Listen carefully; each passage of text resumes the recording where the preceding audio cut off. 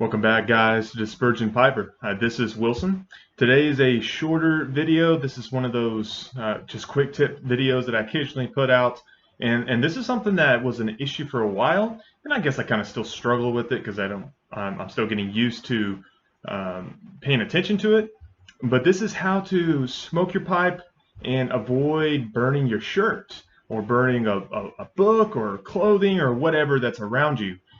Because if you notice, especially for those who are newer to pipe smoking, occasionally as we're smoking our pipe, maybe we are exhaling and blowing through the pipe, and it throws out a little bit of the ash.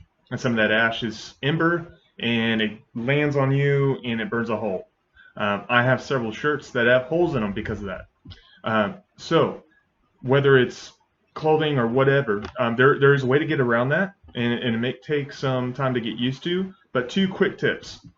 One is as you're tamping, and I'm going to use this Big Ben pipe Ranger. I never smoke it. I got it in an estate sale. It's like the only one I own now that I don't really smoke.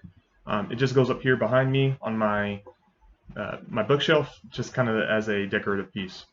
So as you're smoking your pipe, we tamp, right? We tamp the ash, and that's going to help it itself right there. So as you smoke your pipe softly, and let me recommend or focus on that softly, tamp the ash on top of your tobacco. That will help keep that ash down, press down close to the tobacco that's unburnt, and keep it from flaring up so much. So that's one thing that will help, but this issue still will reside even with that step. So one thing that I do when I'm reading or just sitting down or what have you, and I have kind of like my shirt, I'm leaning back in my chair, and so when ash is going to fall, it's going to fall down on my shirt.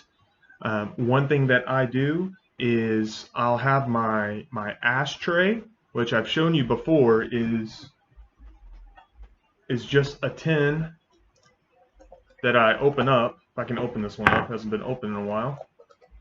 I can't open this one up right now. My hands are a little slippery. All right, so I open up my ashtray. I make this my ashtray, and I always have it available open to use. And so as I'm smoking, occasionally I'll just take my pipe and I'll just softly, I don't even tap it, I just dump it over.